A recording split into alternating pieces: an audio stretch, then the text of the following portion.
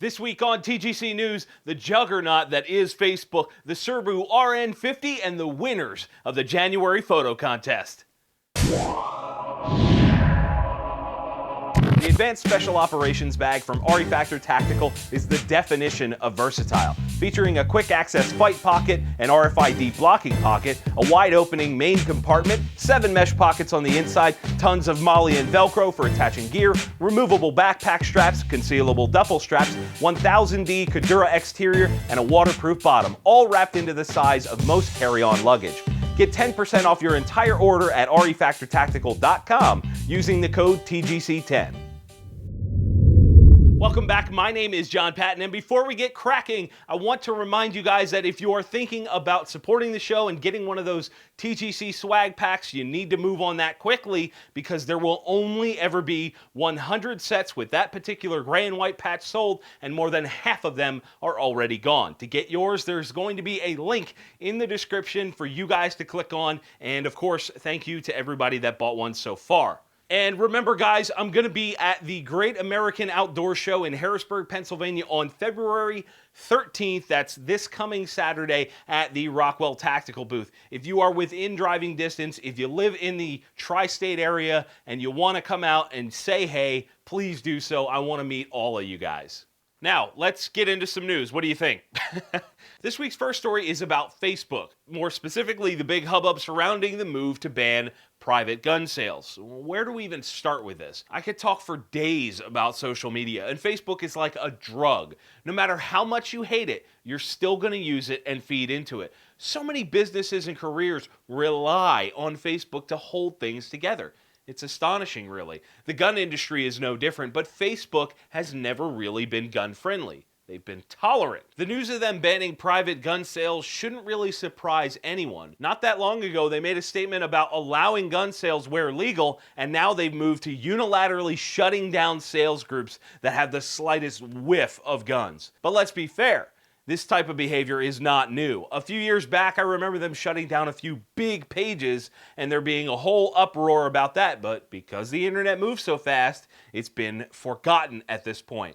And you know, there's a lot of talk of Facebook violating people's constitutional rights. As much as all this sucks, that's simply not true. Facebook is a privately owned company and can do whatever the heck they want on their site. They don't have to worry about First or Second Amendment or any of your actual rights. It's funny because they allow all kinds of weird hate groups, and you always get friend requests from some girl that's got some hot model photo, and then it's, you know, localized to Afghanistan or some weird cave. I don't know. It's weird and hilarious at the same time.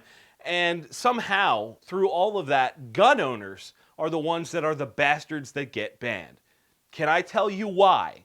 No. Did Washington make this happen? I don't know. Is it specifically the White House? I couldn't tell you, and I don't think we're ever going to hear the full truth on that. But I do think it comes down to someone in Facebook and their personal political views that caused all of this. The long and short of it is that Facebook does not want you openly selling guns on their site, and whether you like it or not, that's probably the way it's going to be for the foreseeable future. However, I think it's important to note that if we all just leave, we've given up the fight. The same as if we all just concede to these anti-gun groups publicly, we've lost. So what's next? Where are all the 2A gun companies and supporters going to go? You know, are they going to stay on Facebook? Are they moving elsewhere? Well, this is an issue in and of itself. Facebook is amazing because it's the most centralized social media around. The reason that it's become so huge is because you can find everything there. And now that people are leaving because of this gun policy, we have kind of a rats fleeing a sinking ship type situation. The most popular sites I've seen so far are MeWe.com and GunDistrict.com. The interesting thing is that Gun District doesn't seem to be getting near as much traction as MeWe right now. So if you're on either of those sites, definitely keep an eye out for the Gun Collective on both of them. Now, in order for the 2A community to remain strong, we must remain united. And unfortunately, the clear winner of the social media war has not emerged yet. Facebook is still going to have tons of gun content on it because, in all honesty, There's still tons of gun-related groups there, and they're not going to chop them all at once. They're just not going to do that. They're not that stupid. It's a war of attrition, right?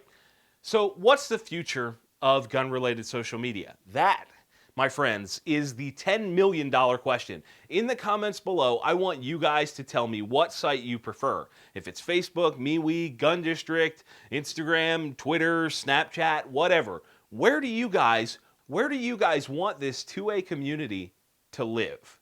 Let's talk about it and let's find the answer in the comments below. And in Look What Playing with Guns on YouTube Did For Him news, I want you all to meet the RN50. It is a single shot break action from Serbu firearms, and it is one of, if not the most affordable 50 BMG rifle on the market. The simplicity of the design and functionality is pretty slick, honestly. And you might ask, well, how does a YouTuber fit into this mix? Well, my favorite homebrew gun maker, Royal Nonesuch, who is widely known for his "I made this from scraps" type designs, came together with Serbu to create this. Just shove it around in there, put the cap on, close it, cock the hammer back.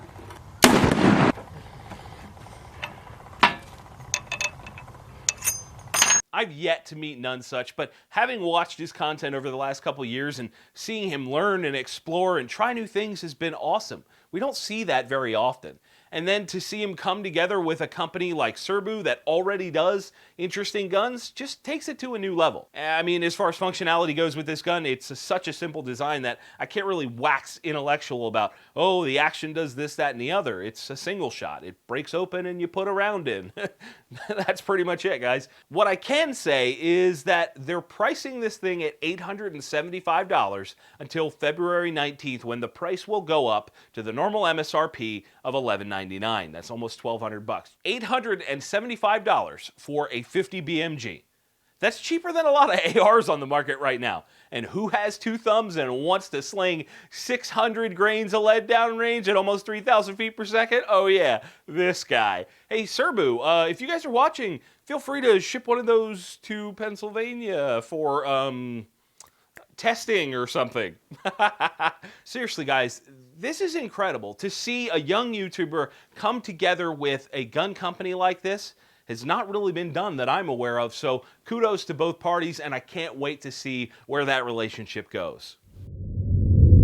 And last but definitely not least, the winners of the January TGC Worldwide Photo Contest.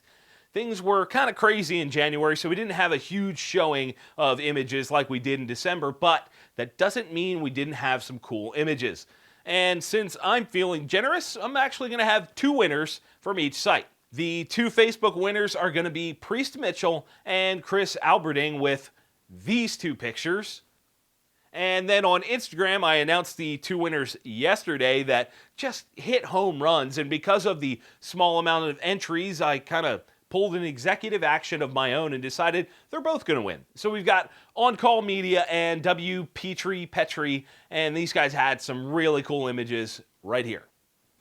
To those of you that did win, get a hold of me, get me your address, and I'm going to send out a prize pack that's going to have some of the goodies that I picked up at SHOT Show. And I know you guys are going to ask, what's the theme for February? In honor of Valentine's Day, the theme is going to be love. To enter, all you need to do is post your new original picture on the TGC Facebook page, or you can post it on Instagram and use the new hashtag for this contest. This is new because TGC Worldwide's getting out of hand. Use hashtag TGC Love. Get creative, guys. I want to see your gun love pictures.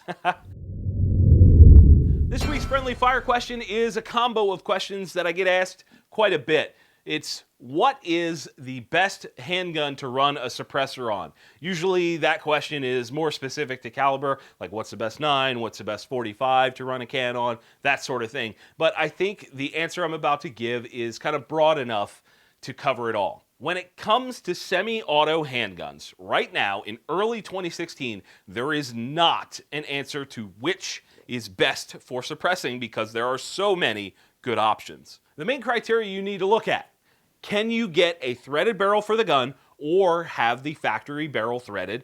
And More importantly, will it run reliably when it inevitably gets filthy from running it with a can? Most modern handguns run great with suppressors, and some even run better suppressed than unsuppressed, but as far as like M&P, HK, Glock, FN, or whatever, there's not really one that defeats the rest for being suppressed. I know that doesn't really help with your decision-making process, but I hope the answer helps your overall understanding. My friendly fire question to you guys this week: what are your top 3 bucket list guns? I've been lucky enough in the past year to check a whole bunch of mine off my bucket list, and I want to hear what your top 3 bucket list guns are. Let me know down in the comments. And if you want your question answered right here on the show, you can post that on facebook.com/theguncollective or post it on Instagram and Twitter using #friendlyfire.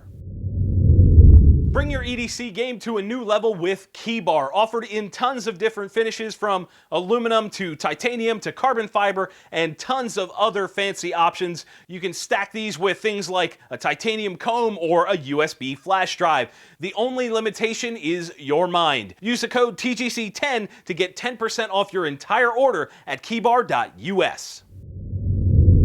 So that is it for this week's show. Guys, you know what to do. If you enjoyed the episode, give it that thumbs up and share it with your friends. And if you didn't enjoy it, let me know down in the comments so we can talk about it. Do not forget to subscribe. You won't want to miss a single week of the show. And as always, thank you all for watching. We'll see you soon. The shirts worn in today's episode of TGC News were provided by Barrett Apparel. Click the link in the description to learn more.